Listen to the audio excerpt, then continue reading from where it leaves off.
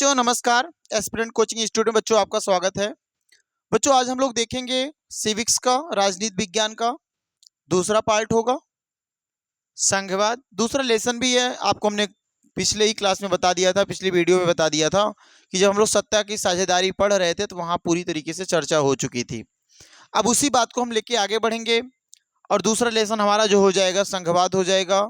जैसा कि हम लोगों ने कल पढ़ लिया था, जो सेंट्रल गवर्नमेंट होती है और एक स्टेट गवर्नमेंट होती है, तो सेंट्रल गवर्नमेंट की कुछ अलग पावर होती हैं और स्टेट गवर्नमेंट की अपनी अलग पावर होती है और वे दोनों अपने पावर का जगह जगह पे यूज करते हैं और दोनों स्वतंत्र होते हैं, बिल्कुल फ्री होते हैं, कोई एक दूसरे के ऊपर डोमिनेंट नहीं होता है, बाधित नहीं होता है। तो इस बात को देखेंगे इस दूसरे चैप्टर में। संघवाद क्या होगा, तो बोलोगे भैया संघवाद क्या है, तो बोलोगे जहां पे सर सेंट्रल गवर्नमेंट और स्टेट गवर्नमेंट दोनों फ्री होकर के अपने पावर का उपयोग कर पाती हैं, वो एक दूसरे से या कहा जाए एक दूसरे के ऊपर डिपेंड नहीं होती हैं, वो अपने पावर का पूरी तरीके से खुले में यूज कर सकती हैं, उसी को हम बोलेंगे संघवाद। इसी के बारे में पूरा देखेंगे आगे।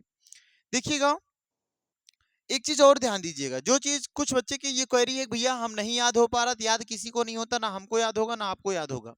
बस चीजों को धीरे धीरे करते करते एक एक टाइम ऐसा आएगा जब आप कई बार इस चीज को कर ले जाएंगे तो बिल्कुल आपके दिमाग में बैठ जाएगी। संघवाद क्या है ना। और आगे सत्ता की साझेदारी क्या है, आगे हम पढ़ेंगे धर्म नस्ल जाति के आधार पे भेदभाव क्या है, इन सब के बारे में हम पढ़ेंगे। तो सेम ऐसे ही आगे बढ़ते हैं। जैसे देखो दिया ना फेडरलिज्म एंड इट्स फीचर्स। जो फेडरलिज्म है, जो संघवाद है, उसके फीचर्स क्या क्या हो सकते हैं। पहली बात क्या है ना, देखो federalism is a democratic form. जो फेडरलिज्म होगा, जो संघवाद होगा, वो किस रूप का होगा, लोकतंत्र का रूप होगा।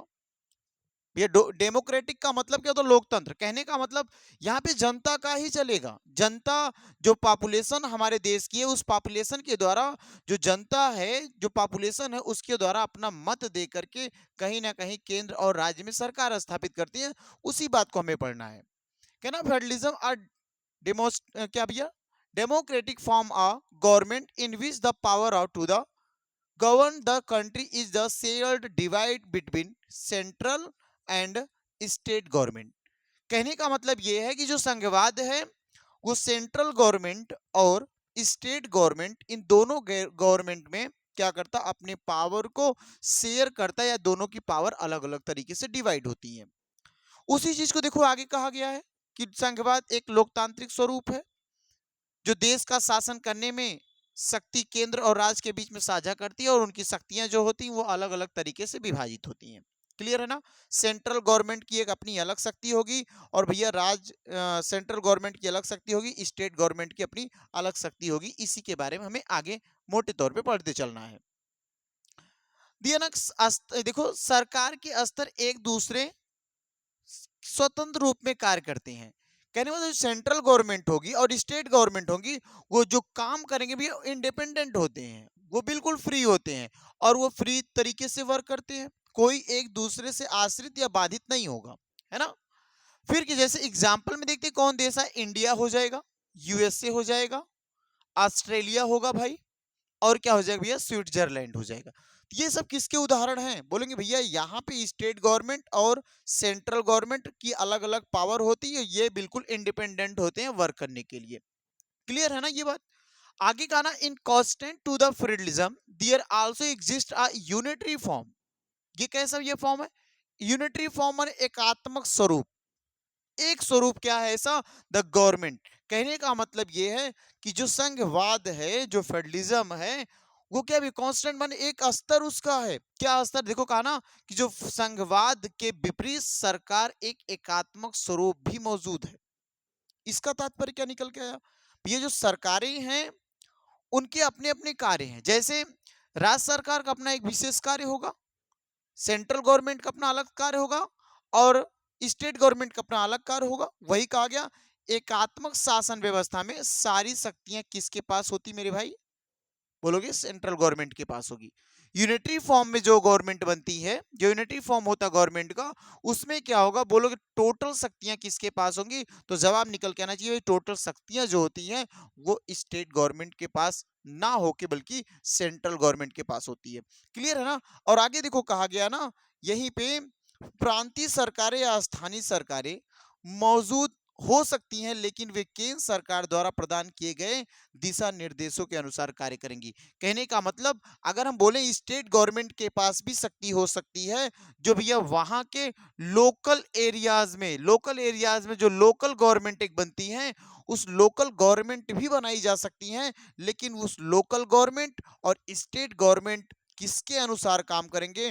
बोलोगे भैया वो जो लोकल गवर्नमेंट होंगी वो स्टेट गवर्नमेंट होंगी, वो सेंट्रल गवर्नमेंट जिस प्रकार के निर्देश देगा, सेंट्रल गवर्नमेंट जिस प्रकार के आदेश देगा, उसी प्रकार का पालन करना पड़ेगा लोकल गवर्नमेंट और किस गवर्नमेंट को? स्टेट गवर्नमेंट को। बात समझ? कब? जब यूनिटी फॉर्म की सरकार होगी, है ना, एकात्मक स्वरूप की सरकार होगी। एकात्मक स्वरूप सरकार से क्या समझ में आएगा? बोलो भैया वहां पे बस एक ही काम करने वाला होगा। कौन होगा? सेंट्रल गवर्नमेंट होगी, है ना, बस एक ही काम करेगा, सेंट्रल गवर्नमेंट काम करेगी। इसके किनारे जो स्टेट गवर्नमेंट होगी या स्टेट गवर्नमेंट होगी और जो लोकल गवर्नमेंट होगी, ये सब गवर्नमेंट अपने मन का खुला काम नहीं कर सकते, ये सेंट्रल गवर्नमेंट से पूरी तरीके से बाधित होंगे। इसमें अगर एग्जाम्पल देखते हैं तो बोलोगे भैया ग्रेट, देखो ब्रिटेन हो जाएगा। अब एक बात ध्यान देना, बोलेंगे ना कि द्विसदनात्मक और एक सदनात्मक। एक सदनात्मक कहां पे? बोलोगे ग्रेट ब्रिटेन में है, श्रीलंका में है, और कहां पे भैया? उत्तर कोरिया में है। जबकि द्विसदनात्मक तो बोलोगे भैया भारत में है, यूएसए में है, ऑस्ट्रेलिया में है, स्विट्जरलैंड में है। यहां पे स्टेट गवर्नमेंट अलग है और सेंट्रल गवर्नमेंट अलग है। यहाँ पे स्टेट गवर्नमेंट अपने मन का काम करती है और सेंट्रल गवर्नमेंट अपने मन का काम करती है, दोनों एक दूसरे से बाधित नहीं है। जबकि यहाँ पे हम आएंगे, जो ब्रिटेन देख रहे हो, श्रीलंका देख रहे हो भाई, उत्तर कोरिया देख रहे हो, इन सरकारों के पास जो सेंट्रल गवर्नमेंट काम देगी, उसी सेंट्रल गवर्नमेंट के काम के अनुसार या उसके दिशा निर्देश के अनुसार इन सरकारों को काम करना पड़ता है। बस इतनी बात याद रखना। आगे बढ़ते हैं। यहाँ पे देखो क्या है, संघवाद के कुछ फीचर्स दिए गए हैं। क्या मेन फीचर्स हैं उसके बारे में देखते हैं। फेडरलिज्म फीचर्स क्या हो सकते हैं? बोलेंगे सबसे पहले देयर आर टू, देखो 2 और 3 लेवल्स आर गवर्नमेंट। जो सरकार होती या तो 2 लेवल की होती, या तो भैया कितने लेवल की थी? 3 लेवल की। 2 लेवल कौन कौन से हो सकते हैं? बोलोगे जो 2 लेवल्स हैं गवर्नमेंट के, एक तो सेंट्रल गवर्नमेंट्स और दूसरा स्टेट गवर्नमेंट्स। और एक तीसरा लेवल जो होता है मेरे भाई, वो कौन सा लेवल हो जाएगा मेरे भाई? बोल देना भैया, वो होता है लोकल गवर्नमेंट्स, स्थानीय सरकारें। तो 3 लेवल्स। कौन पहले 2 लेवल्स? तो बोलोगे सर सेंट्रल गवर्नमेंट्स और ये राज्य सरकार और केंद्र सरकार। और एक कौन? स्थानीय सरकार। तो याद रखना 2 या 3। क्लियर है ना? ईच लेवल गवर्नमेंट क्या administrative over the same region, but they have there, और क्या जुडिशरियल, है ना, jurisdiction is a matter of administration, taxation and legislation। ये क्या निकल का है वर्ड? बोलेंगे जो ईच गवर्नमेंट, जो प्रत्येक सरकार होती है ना, ईच गवर्नमेंट जो प्रत्येक सरकार होती है, देखो वो क्या करती है, उनका अपना एडमिनिस्ट्रेशन होता है, उनका एक अपना प्रशासन क्षेत्र होता है। सेम रीजन्स क्या हो सकते हैं भैया? उनका जो क्षेत्र होता है, उनका एक अलग प्रशासन क्षेत्र होता है, और साथ साथ but they have there on, क्या भैया? ज्यूरिसडिक्शन। इसका अर्थ क्या निकला? लेकिन जो प्रशासन या कराधान या जो उनके टैक्सेस होते हैं, वो देखो क्या है कि जितने भी लेकिन जो प्रशासन है, कराधान और कानून के जो मामले हैं, उनका अपना क्या होता है? क्षेत्राधिकार होता है। कहने का मतलब जो सरकारें होती हैं, जो केंद्र सरकार होता है, जो राज्य सरकार होती है, जो वहां पे लोकल गवर्नमेंट्स होती हैं, उनके अलग अलग अपने क्या होते हैं? क्षेत्र डिसाइड होते हैं। वो उस क्षेत्र तक या कुछ क्षेत्र डिसाइड होंगे, उन क्षेत्रों तक ही अपना वो क्या कर पाएंगे?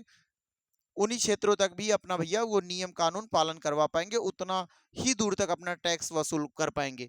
जैसे यूपी का कुछ क्षेत्र डिसाइड है, तो यूपी जो गवर्नमेंट है, वो यूपी के कुछ क्षेत्रों तक ही अपने कार्य को सुचारू रूप से चल सकती है ना, अपने ही कुछ विशेष क्षेत्रों तक ही क्या कर सकती है? कार्यों से भैया टैक्स वसूल सकती है, कानून लगवा सकती है, कुछ नियम बना सकती है।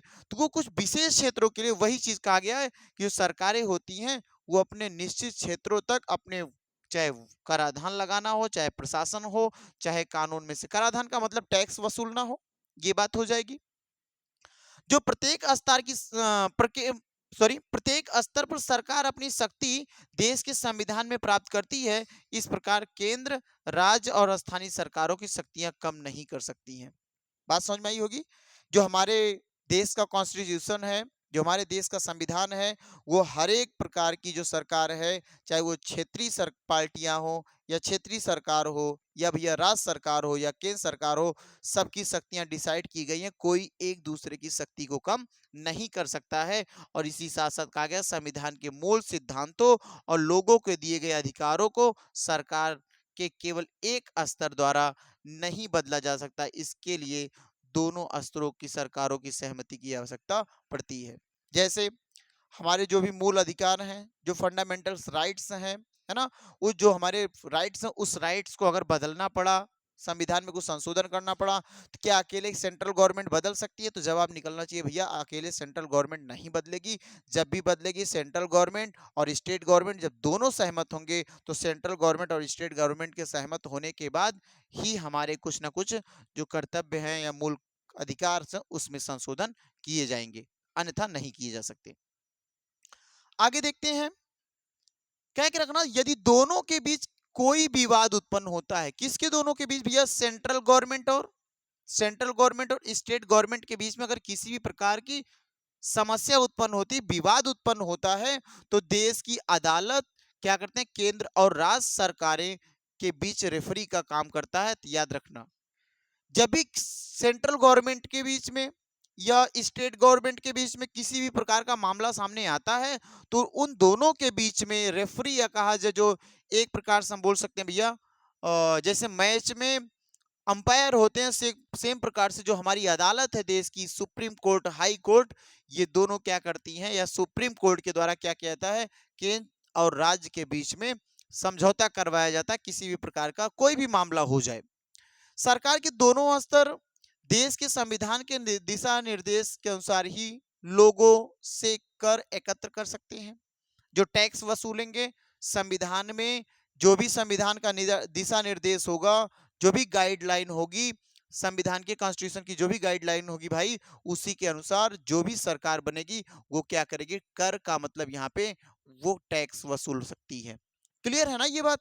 आगे इसी प्रकार जो संघवाद ना केवल राष्ट्र की एकता की रक्षा करता है, बल्कि क्या करता है भैया? क्षेत्रीय और भाषाई विविधता को भी क्या बनाए रखता है। कहने का मतलब ये है कि जो हमारा फेडरलिज्म आ रहा है, ये हमारे देश की यूनिटी ही नहीं बना के रख रहा है, बल्कि जो हमारी लोकल गवर्नमेंट्स हैं, लोकल एरियाज के जो लोग हैं, उन सभी लोगों के बीच में जो उनकी विविधताएं हैं, डाइवर्सिटी है, उनकी जो लैंग्वेज है, उन सबको भी बनाए रखी है। अन्यथा इनके बीच में क्या होता है? डिफरेंसेस पैदा हो जाते हैं। ध्यान देने वाली बात यह भी है कि सरकार के दोनों स्तर को सत्ता साझेदारी के नियमों पर सहमत होना चाहिए और एक दूसरे पर भरोसा करना चाहिए। ये बातें कह रहे जो सेंट्रल गवर्नमेंट और स्टेट गवर्नमेंट है, ये एक दूसरे के ऊपर क्या रहें? सहमत रहें, एक दूसरे की बात को सुने और एक दूसरे के ऊपर भरोसा भी रखें, ताकि दोनों सुचारू रूप से किसी भी काम को भी ये कर पाए, है ना? इतनी बात याद रखिएगा। आगे देखो क्या कह के रखा है कि जो केंद्र और राज्य की शक्तियां हैं वो अलग अलग देश में अलग अलग होती हैं। भैया हमारे देश में जो सेंट्रल गवर्नमेंट की पावर है ना, वो अमेरिका में सेंट्रल गवर्नमेंट की पावर से या तो अलग होगा, है ना? अमेरिका में सेंट्रल गवर्नमेंट की पावर बिल्कुल अलग होगी, अपने देश की सेंट्रल गवर्नमेंट की पावर अलग है। अमेरिका के भैया अगर कहा स्विट्जरलैंड या अमेरिका, है ना, इन सब की जो सेंट्रल गवर्नमेंट की पावर अलग है, यहाँ पे स्टेट गवर्नमेंट की पावर अलग है, जबकि इंडिया के सेंट्रल गवर्नमेंट की पावर अलग होगी, स्टेट गवर्नमेंट की पावर अलग होगी। वही कहा है कि सेंट्रल गवर्नमेंट और स्टेट गवर्नमेंट का जो अदर कंट्री है वहां पे क्या होगा? बोलेंगे उनकी पावर अलग अलग होती है। फिर ऐसे में दो तरीके हैं जिनसे कोई देश संघी बन सकता है। कोई फेडरलिज्म कैसे बनाएगा कोई भी देश? कैसे बनेगा? बोलो कि जब स्वतंत्र राज्य एक साथ आए, या तो जितने भी वहां की स्टेट हैं सब मिल जाएं, फ्री जो है बिल्कुल आजाद हैं, जिनके ऊपर किसी भी प्रकार का दबाव नहीं है इस राज्य के ऊपर, वो राज्य सब मिलकर के एक यूनिटी बनाए, यूनिटी बनाकर एक राष्ट्र का निर्माण करें। तब तो संघवाद बनेगा, तब फेडरलिज्म का फॉर्मेशन होगा। और एक और देश बनाते हैं, वे अपनी पहचान बनाए रखने के लिए शक्ति बरकरार रखते हैं। इस प्रकार के महासंघ को एक साथ आना देखो महासंघ कहलाता है। कहने का मतलब ये भी हो सकता है मेरे भाई कि भैया जो देश बनाते हैं, जब आजाद स्टेट्स या बोलेंगे स्वतंत्र राज्य जो है, जब सब मिलकर के आएंगे साथ, तो एक बड़ी भारी शक्ति का निर्माण होगा। भाई सभी राज्यों की शक्ति मिलकर के एक बड़ी शक्ति का निर्माण होगा, उसी को बोले महासंघ कहा जाएगा, है ना। कि छोटे छोटे स्टेट्स मिलकर एक महासंघ का भी निर्माण करें। जैसे अब उदाहरण के लिए हम किसी को ले सकते हैं, तो संयुक्त राज्य अमेरिका को ले सकते हैं, और किसको ले सकते हैं मेरे भाई, और भैया ऑस्ट्रेलिया को ले सकते हैं, क्योंकि यहाँ पे जो स्वतंत्र राज्य थे वो सब मिल करके एक बड़े महाशक्ति का निर्माण किया है। क्लियर है ना। ये तरीका याद हो जाए। एक तरीका क्या होगा, बोलोगे स्वतंत्र राज्य होंगे वो पूरी तरीके से मिलकर के अपनी शक्तियों को बढ़ा सकते हैं।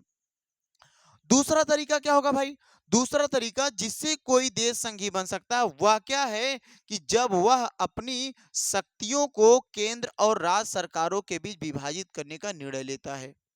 दूसरा रीजन क्या हो सकता है, कि जो सेंट्रल गवर्नमेंट है, जो स्टेट गवर्नमेंट है, अगर ये लोग भी संघी या फेडरलिज्म का फॉर्मेशन करना चाहते हैं, तो ये क्या करेंगे, ये शक्तियों का बंटवारा करेंगे, विभाजन करेंगे। कि सेंट्रल गवर्नमेंट की अलग पावर होनी चाहिए, स्टेट गवर्नमेंट की अपनी अलग पावर होनी चाहिए। और ये भी देखो कहा गया, इसे एक साथ भी रहना जरूरी है, कि अगर ये पावर तो अलग अलग है, लेकिन कार्य जो करेंगे इन पावरों का एक साथ प्रयोग करेंगे। इस वजह से इसको क्या कहा गया भैया, संघ कहा गया। कहने का तात्पर्य ये निकलेगा, जब दो बड़ी शक्तियां या दो से अधिक देश जिनकी शक्तियां बहुत ज्यादा हैं, अगर मिल करके आती हैं भैया, तो उस किसका फॉर्मेशन करेंगे, बोलोगे महासंघ का फॉर्मेशन करेंगी। और जब थोड़ी छोटी छोटी शक्तियों वाला राज्य मिल करके एक शक्ति वाला देश राज्य बनाएगा या देश बनाएगा, उसे किसको बोलेंगे, उसे संघ डिनोट करेंगे। जैसे तुलना में क्या होगा भैया, भारत हो जाएगा, स्पेन हो जाएगा, है ना। भारत के पास उतनी शक्ति नहीं है जितनी अमेरिका के पास शक्ति है, भारत उसकी तुलना में भी कमजोर अभी, है ना। लेकिन कुछ वक्त ऐसा आएगा, हमारे यहाँ भी देश में धीरे धीरे डेवलपमेंट की कंडीशन बढ़ रही है। एक वक्त ऐसा आएगा, डेवलपमेंट करते करते, विकास करते करते, हम लोग भी महासंघ की शक्तियां बनने का प्रयास कर रहे हैं, बन भी सकते हैं, है ना। ये चीज कोई मुमकिन नहीं है, कोई भी काम मुमकिन नहीं है, बस काम को करते रहना है। जब हम काम को करते रहेंगे तभी हम मुमकिन कर पाएंगे, और अगर बैठे हुए हाथ पे हाथ रख के तो हम किसी भी काम को मुमकिन नहीं कर सकते। अब देखो ध्यान से, यूनिटरी सिस्टम क्या है, एकात्मक प्रणाली का, एकात्मक शासन प्रणाली क्या होगी, ध्यान से देखना भैया। जो यहाँ पे सरकार का केवल एक ही स्तर होता, हमने कहा या तो सेंट्रल गवर्नमेंट होगी या तो स्टेट गवर्नमेंट। तो मैक्सिमम देखा गया है कि जो एकात्मक सरकार होती है वहां पे बस एक ही होता, कौन होता भैया, एक ही होता, सेंट्रल गवर्नमेंट बस होती है। एक कौन होती है, बोलो कि बस भैया एक सेंट्रल गवर्नमेंट होती है। और यह उप उप उप इकाइयां केंद्र सरकार के अधीन, माने इस सेंट्रल गवर्नमेंट के अंतर्गत जितने भी और भी गवर्नमेंट बनेंगी, वो सब किस गवर्नमेंट के अंतर्गत काम करेंगे, जवाब निकलना चाहिए भैया, सब सेंट्रल गवर्नमेंट के अधीन रह करके वर्क करती हैं। दूसरा क्या है, जो सेंट्रल गवर्नमेंट होगी, जो केंद्र सरकार होगी, वो लोकल गवर्नमेंट, जो लोकल गवर्नमेंट होगी भैया, स्थानीय सरकार होंगी, उनको क्या करती हैं, आदेश देती हैं। यही बात हो गई, सेंट्रल गवर्नमेंट लोकल गवर्नमेंट को क्या करेगी भैया, लोकल गवर्नमेंट को आदेश, आर्डर देगी, आर्डर पास करेगी। आर्डर देगी किसको, तो सेंट्रल गवर्नमेंट लोकल गवर्नमेंट को। जिस भी प्रकार के कार्यों को करवाना पड़ेगा सेंट्रल गवर्नमेंट आदेश देगी, तो जो प्रांतीय सरकारें हैं, लोकल गवर्नमेंट है, उस कामों को करेंगी। आगे क्या है, केंद्र सरकार सर्वोच्च है, किसमें भैया, एकात्मक शासन प्रणाली में, यूनिटरी सिस्टम में। क्या होगा, जो केंद्र सरकार है वो सुप्रीम मानते हैं, उसको हम सेंट्रल गवर्नमेंट को सुप्रीम मानते हैं। और एडमिनिस्ट्रेटिव डिविजन्स एक्सरसाइज, कहने का मतलब जो इसमें और कंडीशंस हैं, जो इनके प्रशासनिक प्रशासनिक प्रभाग है, उनकी शक्तियों का प्रयोग करते हुए जो केंद्र सरकार ने उन्हें सौंपी है, और केंद्र सरकार द्वारा उनकी शक्तियों को क्या किया जाता है, बढ़ाया या सीमित किया जाता है। कहने का मतलब जो लोकल गवर्नमेंट होगी, उस लोकल गवर्नमेंट की शक्तियों का या तो केंद्र सरकार शक्ति को बढ़ा भी सकती है, या तो शक्ति को सीमित कर सकती है, घटा भी सकती है, बढ़ा भी सकती है। लेवल बना मेंटेन करने का काम किसका है? बोलोगे भैया, लेवल मेंटेन करने का काम है किसका, सेंट्रल गवर्नमेंट का। चले आगे बढ़ चले, ध्यान से देखना। अब देखो क्या संघीय सिस्टम क्या हो जाएगा, फेडरल सिस्टम। संघीय सिस्टम में क्या होता है कि जब दो, देखो टू आर मोर लेवल, माने कि दो, दो या दो से अधिक, कौन भी है दो या दो से अधिक, अरे दो या दो से अधिक जब लेवल की गवर्नमेंट्स मिलती है तो उसे क्या बोलते हैं भैया, फेडरलिज्म बोलते हैं या फेडरल सिस्टम बोलते हैं। संघीय माने दो स्टेट्स या दो सेंट्रल गवर्नमेंट्स बोल सकते हो, या दो बड़ी बड़ी शक्तियां मिलकर के एक नई शक्ति का निर्माण करते हैं तो उसे बोलते हैं संघीय सिस्टम। यहां पे बना सकते हो सरकार के दो या दो से अधिक स्तर हो, जब दो या दो से अधिक स्तर मिलेंगे तो भैया किसका निर्माण करेंगे, संघीय। जैसे अगर अपने यहां देखें तो जब राज्य, देखो राज्य और भी राज्य अपने 28 राज्यों को मिला करके राज्यों की अलग अलग शक्ति है, जो अपने देश की केंद्र की शक्ति है उसकी अलग शक्ति है, लेकिन केंद्र और राज्य शक्तियों को दोनों को अपने देश में मिलाया गया है, इस वजह से संघीय सिस्टम कहा गया है। क्लियर है ना। दूसरा कि केंद्र सरकार राज्य सरकार को आदेश नहीं दे सकती है, लेकिन एकात्मक शासन प्रणाली में केंद्र सरकार राज्य सरकार को आदेश देती थी, लेकिन यहाँ पे भैया द्विसदनात्मक प्रणाली में, या बोल सकते हो जो यहाँ पे संघीय शासन प्रणाली होगी, यहाँ पे केंद्र सरकार राज्य सरकार को आदेश नहीं दे सकती है, ऑर्डर का फॉर्मेशन नहीं कर सकती। कंडीशंस भैया, राज्य सरकारें यहाँ पे अलग इंडिपेंडेंट हैं, स्वतंत्र हैं, केंद्र सरकार भी इंडिपेंडेंट है ना। तो दोनों आजाद हैं। राज्य सरकार के पास अपनी अलग से शक्तियां होती हैं जिसके लिए वह केंद्र सरकार के प्रति जवाबदेह नहीं होती है, मतलब केंद्र सरकार किसी भी प्रकार से राज्य सरकारों से जवाबदेही नहीं ले सकती है। किस सिस्टम में, बोलोगे भैया संघीय सिस्टम में। क्लियर है ना। आगे देखते हैं। इस तरीके से आपको कुछ समझ में आया होगा कि संघीय सिस्टम में भैया दो अलग अलग स्टेट्स मिलकर के, या उनकी शक्तियां अलग अलग होती हैं, केंद्रों की शक्तियां अलग अलग होती हैं, वो एक दूसरे के जवाबदेही नहीं दे सकते। जबकि राज्य सरकार की बात करें या एकात्मक शासन प्रणाली में बात करें तो सब कुछ केंद्र सरकार होता है। केंद्र सरकार जिस प्रकार से चाहेगा राज्य सरकार उस प्रकार से वर्क करेगा। केंद्र सरकार चाहेगा तो राज्य सरकार के पावर को बढ़ाएगा, केंद्र सरकार चाहेगा तो राज्य के पावर को घटा देगा। ये कुछ सिस्टम से उसके बारे में पढ़ रहे थे। अब देखते हैं इंडिया आर फेडरलिज्म कंट्री या फेडरल कंट्री। भारत एक संघीय राष्ट्र है, देश है, उसके बारे में देखते हैं। भारत एक संघीय देश है। पहली बात, भारत कैसा भैया, एक संघीय देश है। क्यों? क्योंकि भैया यहाँ पे केंद्र की अपनी अलग पावर है, राज्य की अपनी अलग पावर है। इसमें सरकार के तीन स्तर है। कौन कौन से भाई? एक मेरे भैया केंद्र स्तर है, एक राज्य स्तर है और एक स्थानीय निकाय। कहने का मतलब एक सेंट्रल गवर्नमेंट है, एक स्टेट गवर्नमेंट है और एक भैया कौन सी गवर्नमेंट हो जाएगी, लोकल गवर्नमेंट हो जाएगी, है ना। जैसे नगर निगम, लोकल गवर्नमेंट में क्या बना लेते हैं हम, नगर निगम भी बना लेते हैं और पंचायती राज व्यवस्था है, पंचायतें बना लेते हैं। क्लियर है ना। तीन सूचियां हैं। कौन कौन सी सूची भैया, कौन कौन सी भैया? संघ की अलग अपनी सूची है, राज्य की अलग अपनी सूची है और एक सूची है समवर्ती सूची। याद रखना तीन सूची है। कौन कौन सी सूची मेरे भाई? बोलोगे तीन सूचियां हैं। याद रखना तीन सूचियां हैं। कौन कौन सी तीन सूचियां हैं भैया? एक संघ सूची है, एक संघ सूची है, एक संघ सूची है, एक राज्य सूची है, एक राज्य सूची है ना। और एक और सूची है जिस सूची का नाम क्या है मेरे भाई, एक एक भैया समवर्ती सूची है, समवर्ती सूची है। याद रखना तीन सूची है, संघ सूची, राज्य सूची, केंद्र और समवर्ती सूची। सभी सूचियों में कुछ ना कुछ विषय दिए गए हैं और सबके विषय डिसाइड किए गए हैं। संघ सूची में पूरी तरीके से किसके ऊपर डिपेंड भैया, इस पे पूरी तरीके से केंद्र काम करता है। राज्य सूची में पूरी तरीके से राज्य काम करता है। जबकि जो समवर्ती सूची होती है भाई, इस पे राज्य और केंद्र दोनों काम करते हैं, राज्य और केंद्र दोनों काम करते हैं। ये समवर्ती सूची के अंतर्गत आता है। ठीक है, यहां तक बात समझ आई होगी। आगे बढ़ते हैं। यहां से देखिए संघ सूची, राज्य सूची, समवर्ती सूची क्या काम करता भैया। इस सूची में राष्ट्रीय महत्व के विषय शामिल होते हैं, अर्थात देश के डेवलपमेंट की बातें इसमें शामिल होती हैं। और जिन पर केवल किसका अधिकार होता है, बोलोगे भैया जिन पर केवल केंद्र सरकार का अधिकार होता है ना। इसमें कौन कौन से भैया, रक्षा मंत्रालय या रक्षा हो सकता है, विदेश मंत्रालय हो सकता है भैया, या विदेशी मामले हो सकते हैं भैया, बैंकिंग के जितने भी कार्य हैं, मुद्राओं के जितने भी काम है, करेंसी की जितनी भी बात होगी, वो सब किसके विषय में आएंगे, बोलोगे भैया इन सब पे कानून बनाने का काम किसी का है, तो सेंट्रल गवर्नमेंट का काम है और दूसरा किसी का काम नहीं है। राज्य सूची में क्या होता है भाई? राज्य सूची में बोलोगे सर कृषि आएगा, राज्यों में कृषि आती है, सिंचाई आ जाएगी भैया, व्यापार आ जाएगा, और पुलिस, हर राज्य की अपनी अलग अलग पुलिस होती है ना, एमपी पुलिस अलग होती है, यूपी की पुलिस अलग होती है, महाराष्ट्र की पुलिस अलग होती है, पंजाब की पुलिस अलग होती है। तो हर राज्यों की अपनी अपनी भैया क्या होती है? पुलिस होती है, और राज्य के स्थानीय महत्व के विषय में शामिल है। और इसमें पूरी तरीके से काम कौन करता है? तो बोलोगे राज्य सरकार इन सभी विषयों पे कानून बनाता है। संघ सूची में केंद्र सरकार कानून बनाती है, राज्य सूची में राज्य कानून बनाता है। आगे देखो समवर्ती सूची में क्या, इस सूची में केंद्र और राज्य दोनों सरकारें हित कार्य करती हैं।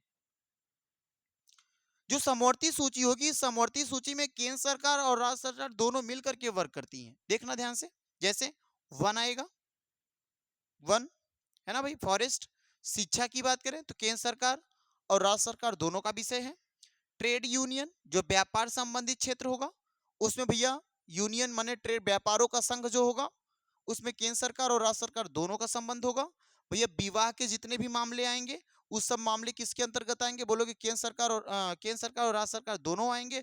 यदि सरकार के दोनों पक्षों के बीच टकराव होता है, तो इन सभी मामले को कौन, किसके द्वारा माना जाएगा उचित? बोलोगे सर केंद्र सरकार द्वारा जो भी कह दिया जाएगा उसे अंतिम सलाह माना जाएगा। क्लियर है ना?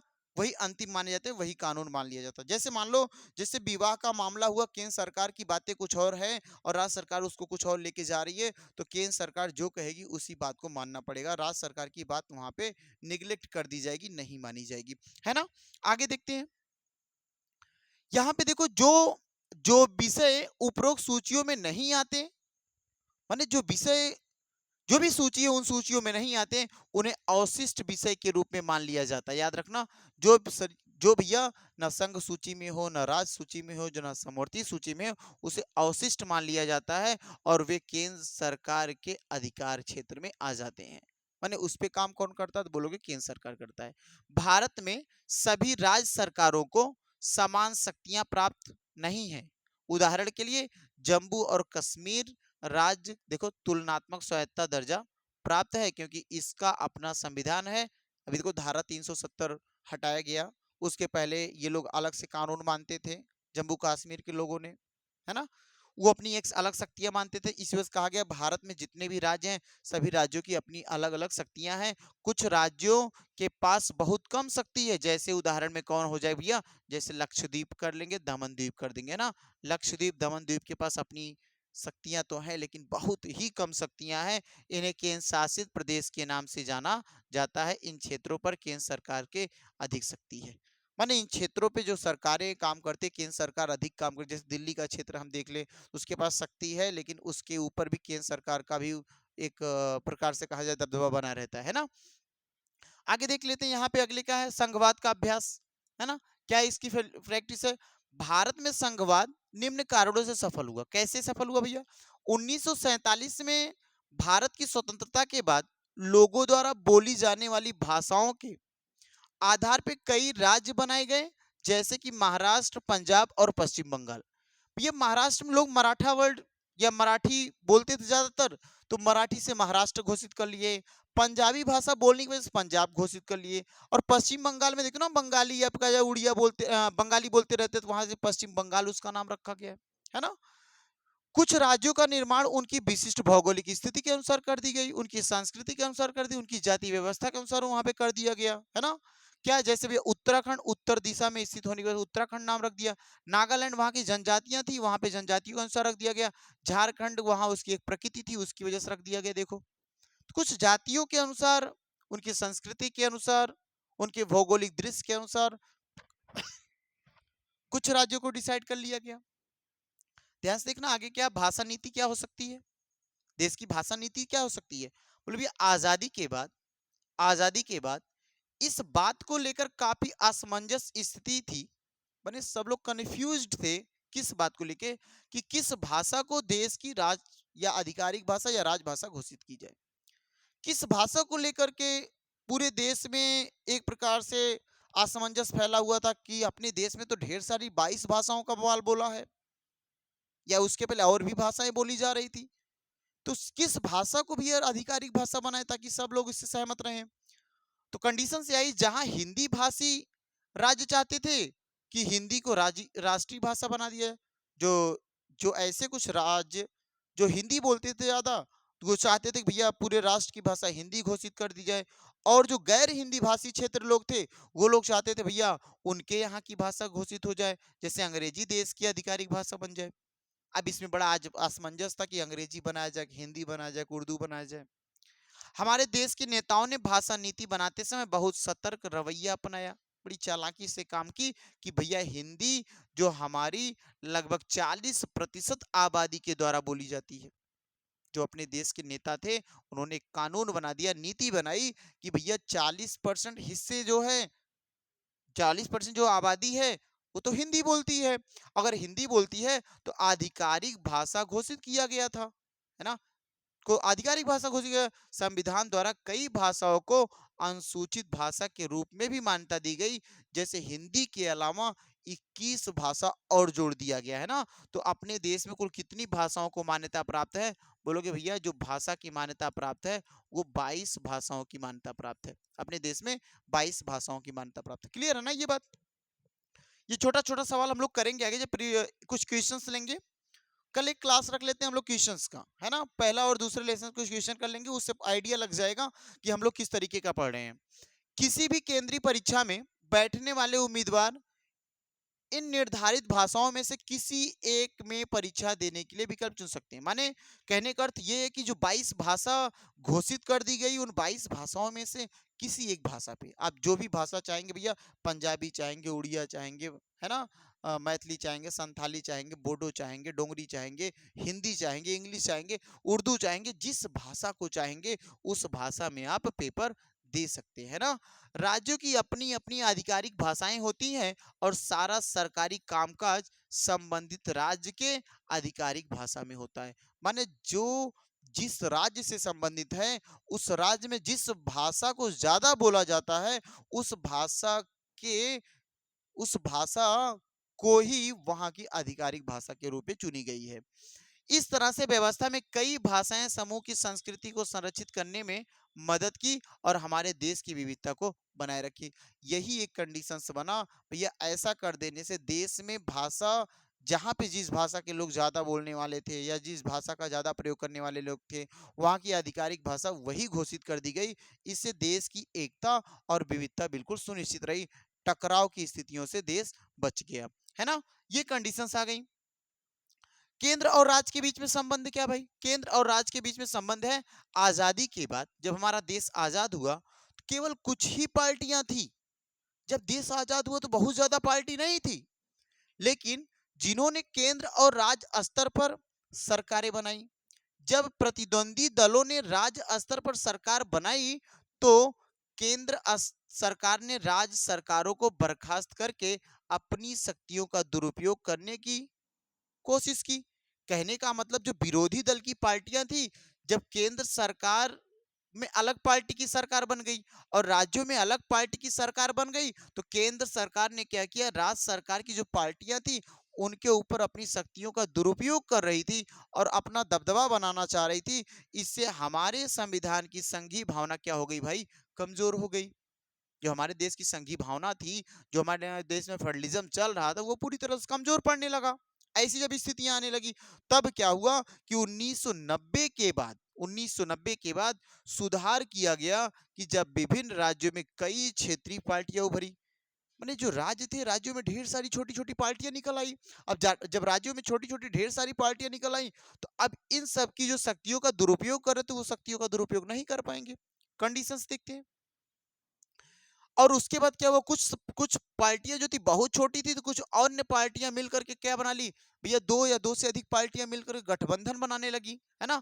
स्पष्ट बहुमत के अभाव में दो या दो से अधिक पार्टियों ने केंद्र में सरकार बनाई। अब ये भी कंडीशंस कि जो क्षेत्र में छोटी छोटी पार्टियां थी, वो पार्टी जब अपने पास, उनके पास बहुत ज्यादा बहुमत था नहीं और वो केंद्र तक पहुंच नहीं पा रही थी अकेले, तो उन्होंने एक नीति बनाई कि हम जो छोटी छोटी पार्टियां, अगर सब छोटी छोटी पार्टियां मिलकर के गठबंधन बनाएं और गठबंधन बना करके केंद्र तक पहुंचे तो आसानी होगी। तो वही देखो कंडीशन की है कि वो लोग छोटी छोटी पार्टियां मिलकर के एक पार्टी का निर्माण करते हैं, जिससे गठबंधन की सरकार बनाते हैं, है ना। केंद्र में सरकार अपनी बनाई, इससे सत्ता में साझेदारी और राज्य सरकारों के स्वतंत्र कामकाज का सम्मान करने का एक नया युग शुरू हो गया। अब ये गठबंधन की जब सरकार आएगी तो सबका सुना जाएगा, क्योंकि ढेर सारी पार्टियां मिलके बनी हुई हैं। तो सिर्फ ढेर सारी पार्टियों के सब मेंबर से बोलेंगे भैया हमारा भी कहा करो, हमारा भी कहा करो, तो सबका कहा करना पड़ेगा। इसमें क्या हुआ, देखो कामकाज में स्वतंत्रता मिली और एक नया युग का परिवर्तन हुआ। इस प्रकार सत्ता में बंटवारे का सिद्धांत आजादी के बाद पहले के वर्षों की तुलना में आज अधिक प्रभावी हो गया है। भैया जब आजाद हुआ था भारत, तब सत्ता क्या थी, तब पार्टियां किस तरीके से काम करती थी, है ना। लेकिन आज के डेट में देखें तो अब पार्टियां किस तरीके से काम कर रही हैं, पहले के कार के रवैये आज के कार के रवैयों में बहुत ज्यादा परिवर्तन देखने को मिला है ना। भारत में विकेंद्रीकरण क्या है, जब शक्तियां केंद्र और राज्य सरकारों के अलावा स्थानीय निकायों जैसे नगर निगम और नगर पंचायत को भी दी जाती हैं। माने केंद्र सरकार के साथ साथ राज्य सरकार भी शक्तियों का प्रयोग कर रही है। इसके अलावा भी अगर नगर निगम और नगर पंचायत को भी शक्तियां दी जा रही हैं तो इसे ही क्या कहा जाता है, विकेंद्रीकरण कहा जाता है। माने शक्तियों को फैला रहे हैं कि स्थानीय क्षेत्रों में भी शक्तियों को भेजा जा रहा है, उन शक्तियों का प्रयोग करके भैया डेवलपमेंट करना है। शक्तियों का विकेंद्रीकरण महत्वपूर्ण है कि क्योंकि लोगों के कुछ समस्याओं के स्थानीय निकायों द्वारा प्रभावी ढंग से हल किया जा सकता है, क्योंकि स्थानीय निकायों को स्थानीय स्तर के लोगों द्वारा सामना की जाने वाली समस्याओं से बेहतर अंदाजा कोई नहीं कर सकता है। कहने का मतलब जब शक्तियों का विकेंद्रीकरण हुआ तो केंद्र और राज्य स्तर से शक्तियां स्थानीय स्तर पे आने लगी। जब स्थानीय स्तर पे आने लगी तो ऐसा माना जाता था कि स्थानीय क्षेत्र में रहने वाले जो स्थानीय नेता होंगे वो स्थानीय लोगों की समस्याओं को बेहतर ढंग से जानते होंगे कि वो किस तरीके से उस समस्याओं से सामना कर रहे हैं। तो वो दूर बैठा आदमी उतना बेहतर नहीं जान पाएगा जितना उसके पास का नेता जान पाएगा। इसी वजह शक्तियों का विकेंद्रीकरण हुआ और 1992 में स्थानीय सरकार को अधिक शक्तिशाली और जिम्मेदार बनाने के लिए संविधान में संशोधन किया गया कि भैया जब स्थानीय सरकारें या स्थानीय लोगों को या स्थानीय सरकारों को शक्तियां दी जाएंगी तो इससे कंडीशंस क्या होंगे, भैया जो अधिक शक्तिशाली और किया जाए, माने जो स्थानीय सरकारें इन्हें और भी शक्तिशाली करें। तो इस वजह से शक्तिशाली करने के लिए 1992 में संशोधन किया गया कि स्थानीय सरकारें, देखो स्थानीय संस्थाओं में सदस्यों को चुनने के लिए चुनाव कराना अनिवार्य है। अब जो स्थानीय सरकारें होंगी उनको उनके लिए भी चुनाव किया जाएगा, उनके लोगों को भी चुना जाएगा, ताकि उनकी समस्याओं को जो स्थानीय सरकार जब चुन लिया जाएगा, स्थानीय नेता चुना जाएगा, तो उनकी जो स्थानीय लोगों की समस्याओं उसका सामना वही करेगा, है ना। उसका जो सामना होगा समस्याओं का उसको दूर करेगा। भैया स्थानीय निकायों में अनुसूचित जाति, अनुसूचित जनजाति और अन्य पिछड़े वर्ग के लोगों के लिए कुछ सीटें आरक्षित की गई। एससी एसटी और ओबीसी के लिए कुछ सीटें आरक्षण दे दिया गया कि भैया एससी एसटी और ओबीसी के जो भी लोग होंगे वो लोग भी कुछ ना कुछ अपना उस निकाय में उस सरकार में भाग लेंगे, हिस्सा देंगे। 1/3 सीटों पर महिलाओं को आरक्षित कर दिया गया। और क्या हुआ कि राज्य में सरकारी निकायों में चुनाव कराने के लिए राज्य चुनाव आयोग का भी गठन किया गया कि हर कुछ निश्चित समय अंतराल के बाद स्थानीय सरकारें या स्थानीय निकायों में चुनाव करवाना है, और वो पूरी तरीके से किसके ऊपर, राज्य चुनाव आयोग बना दिया गया। 1/3 सीटों पे महिलाओं को आरक्षण दे दिया गया और राज्य सरकारों के लिए स्थानीय निकायों के साथ शक्तियां और राजस्व साझा करना अनिवार्य हो गया। अब जो राज्य सरकारें थी वो भैया स्थानीय सरकारों से शक्तियों का साझा करने लगी। क्लियर है ना, यहां तक बात आपको समझ आई होगी। भैया देखते हैं पंचायती राज क्या है। ये पंचायती राज को देखना, गांव में स्थानीय निकायों को पंचायती राज के नाम से यही तो बताया अभी हम लोग पढ़े, नगर निगम और नगर परिषद, है ना, ये नगर पंचायत। तो जो स्थानीय निकाय हैं उन्हीं को पंचायती राज के नाम से जाना गया है। प्रत्येक गांव या कुछ राज्यों में गांव के समूह में एक ग्राम पंचायत होती है। प्रत्येक गांव में या कुछ राज्यों में भैया एक गांव के समूह में एक ग्राम पंचायत होती है। यह एक परिषद है जिसमें कई वार्ड सदस्य होते हैं।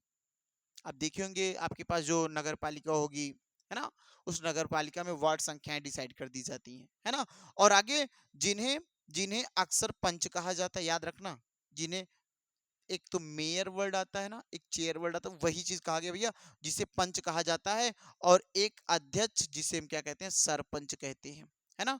उन सभी भैया वार्ड सदस्यों को क्या कहते हैं, पंच कहते हैं और वार्ड सदस्यों के अध्यक्ष को सरपंच कहते हैं। वे किसी गांव या वार्ड में रहने वाली सभी वयस्क आबादी द्वारा सीधे चुने जाते हैं। ग्राम पंचायत पूरे गांव के लिए निर्णय लेने का संस्था है। कि जो ग्राम पंचायत है वो पूरे गांव के लिए निर्णय ले सकता है कि देश गांव का विकास कैसे होगा।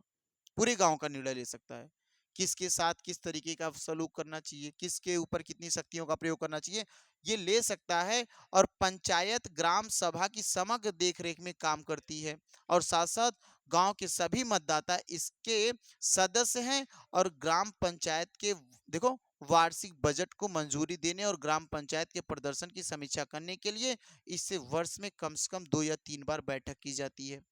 कहने का मतलब जो ग्राम पंचायत होगी उसमें 2 से 3 बार बैठक करेंगे। उस बैठक में क्या होता है कि कुछ बजट पास करवाएंगे ताकि उस ग्राम पंचायत या उस गांव का डेवलपमेंट किया जा सके, उस गांव का विकास किया जा सके। तो ये भी एक कंडीशंस होती है, बजट मंजूरी कराएंगे, वार्षिक बजट, और 2 से 3 बार बैठक करते हैं ताकि कुछ ना कुछ उनके गांव में जितना डेवलपमेंट का कार्य होगा उससे जितना बजट बन रहा होगा बजट पास करवाएंगे, गाँव का डेवलपमेंट करेंगे। इन सब बातों को लेकर के हम यहाँ तक ध्यान लिए। यहाँ तक आप पढ़े होंगे, बिल्कुल आपको चीजों को क्लियर हो रहा होगा। अगर ये इसको ना समझ में आ रहा हो तो आप अपने गांव से रिलेट करवा सकते हैं, है ना, अपने क्षेत्र से रिलेट करवा सकते हैं, आप अपने ग्राम प्रधान से रिलेट करवा सकते हैं। तो जब इन सभी चीजों को आप समझेंगे तो बिल्कुल आपको समझ में आने लगेंगी चीजें। देखो क्या जिला स्तर पे कई पंचायतें एक निकाय बनाती हैं और जिसे पंचायत समिति कहा जाता है या ब्लॉक या मंडल के रूप में जाना जाता है। पंचायत समिति प्रतिनिधि चुनाव उस क्षेत्र के सभी पंचायत सदस्यों द्वारा किया जाता है। बिल्कुल आप बिल्कुल आसानी से जान पाएंगे इस बात को। जिले के सभी पंचायत समितियां या मंडल मिलकर जिला परिषद का निर्माण करते हैं। ये भी याद रखना, जिला परिषद क्या भैया, जितने भी जिले की सभी पंचायत समितियां हैं या मंडल मिलते हैं तो जिला परिषद का निर्माण करते हैं। और ये भी कहा गया जिला परिषद के सभी सदस्य निर्वाचित होते हैं, जैसे विधायक बोल सकते हो, और लोकसभा के सदस्य भी जिला परिषद के सदस्य होते हैं। याद रखना, लोकसभा के सदस्य और विधायक ये सब क्या होते हैं भैया, बोलेंगे भैया ये सब जिला परिषद के सदस्य होते हैं। क्लियर है ना। देखेंगे अब देखो यही चीज दिया गया है, एक जिला परिषद है, एक पंचायत समिति है, एक ग्राम। भैया इससे लेवल थोड़ा सा ये ऊंचा है, इससे लेवल यहाँ देखो थोड़ा सा ऊंचा है। क्लियर ना, कि ग्राम पंचायत के तो विलेज लेवल पे, गांव लेवल पे होता है भैया, पंचायत समिति भैया ब्लॉक लेवल पे होता है ना। और उसके बाद जिला परिषद किस पे होता है, डिस्ट्रिक्ट लेवल पे, जिले के लेवल तक का होता है। आगे देखो एक लास्ट टॉपिक होगी आज की। अब इसमें देखो इस बात को याद रखना मेरे भाई, नगर निगम। छोटे शहरों में शहरी स्थानीय निकायों को नगर पालिका के नाम से जाना जाता है। जो छोटे छोटे नगर होंगे उन छोटे छोटे नगरों में जो वहां की स्थानीय सरकारें होती हैं उसे हम नगर पालिका के नाम से जाना जाता है। और बड़े शहरों में नगर निगम होते हैं। जैसे अभी हम लोग, आप जहाँ पे रहते होंगे, अगर छोटा शहर होगा तो वहाँ पे नगर पालिका देखेंगे, अगर जो बड़ी एक कहा जाए वहाँ पे जिले के लेवल का देखेंगे तो वहाँ पे नगर निगम होता है ना। और आगे क्या, दोनों स्थानीय निकायों में, माने इन दोनों स्थानीय निकायों में नगर निगम नगर पंचायत दोनों स्थानीय निकायों में लोगों द्वारा चुने गए प्रतिनिधित्व शामिल होती हैं, माने जो उसके मेंबर्स होंगे वो सब चुने जाएंगे। ये बात याद रखना। नगर पालिका के अध्यक्ष, देखो नगर पालिका अध्यक्ष नगर पालिका का प्रमुख होता है, जबकि उसे महापौर महापौर नगर निगम का प्रमुख माना जाता है। क्लियर है ना बात। स्थानीय सरकार की यह नई प्रणाली दुनिया की कहीं भी आयोजित या लोकतंत्र में सबसे बड़ा प्रयोग है। और स्थानीय सरकार को संवैधानिक दर्जा मिलने से हमारे देश को लोकतंत्र को मजबूत करने में मदद मिली है। इससे हमारे देश में लोकतंत्र में महिलाओं का प्रतिनिधित्व और आवाज भी बढ़ी है। इससे क्या हुआ भाई, जो लोकतंत्र आया इससे हमारे देश की जो महिलाएं हैं उनका भी आवाज बढ़ा, उनकी भी बातें सुनी गई, उनको भी सदन में जगह दी गई है ना। तो दो चीजें याद रखना, भूलना मत, क्या भैया, महापौर और पौर। क्लियर है ना ये बात। यहाँ तक आपको समझ आई होगी ये बात, तो बिल्कुल आप आसानी से इस बात को करेंगे। मेरे भाई एक बात याद रखना कि अगर कुछ आज के हमने देखा, कुछ बहुत से बच्चे हैं भैया पढ़ना नहीं चाहते, मोबाइल फोन ले लिए हैं, सामने खोल के रख लिए हैं, वीडियो चल रही है, अपना मस्त है ना। तो ये इस तरीके से पढ़ाई मत करना। आपके पास अक्टूबर का देखो आज धीरे धीरे महीना जाने वाला है, नवंबर आएगा, दिसंबर आएगा, जनवरी आएगा, 3 महीने शेष बचे हुए हैं। और मेरे भाई अगर मेहनत करनी है तो अभी से खुली आंखों से सपना मत देखो, खुली आंखों से सपना मत देखो। अगर सपना देखना भाई तो सपने के पीछे मेहनत भी करो, अगर मेहनत नहीं कर रहे हो तो सपना देखने से सपना साकार नहीं हो सकता। याद रखना। अगर आपका सपना है कि बोर्ड में भैया मैं 90% ले आऊंगा, 90% एबव लाना चाहता हूं, तो खुली आंखों से सपना नहीं देखना होगा, मेहनत करना होगा। अगर आप मेहनत करेंगे तो भैया हर एक चीज को आप मुमकिन कर सकते हैं। आप अपने मेहनत के दौलत पर हर एक चीज को मुमकिन कर सकते हैं। अगर आप मेहनत ही नहीं करना चाहेंगे तो आप किसी भी चीज को दौर हासिल नहीं कर पाएंगे, चाहे वो कोई भी छोटी सी छोटी चीज हो, चाहे वो बड़ी से बड़ी चीज हो। मेहनत के आगे सबको सर झुकाना पड़ जाता है, सबको घुटना टेकना पड़ जाता है। तो आप अपनी मेहनत के ऊपर भरोसा करके मेहनत करते रहिए। परिणाम क्या आएगा वो एक दिन में तो नहीं निकल सकता, लेकिन एक दिन ऐसा आएगा जिस दिन आपका परिणाम कुछ ना कुछ तो जरूर होगा। अगर मेहनत साकार होगी, अगर मेहनत सही दिशा में होगी, सही रास्ते तक की मेहनत किए हो, तो भैया हमेशा मैं बताऊंगा कि परिणाम एक बेहतर होगा। और वो जब परिणाम आएगा तो आपको बहुत ही अच्छी खुशी मिलेगी। आप एकदम एक अलग प्रकार का अनुभव करेंगे, भैया आज हम सफल हो गए। तो बस आज इतनी बड़ी क्लास रखेंगे, अगले दिन हम अगला यहीं से एमसीक्यू इसका करवाएंगे, ताकि आप एक प्रकार से समझ पाए कि लेवल हमारा क्या है, किस तरीके के सवाल करेंगे। ठीक है, आज के लिए बस इतना भैया, धन्यवाद।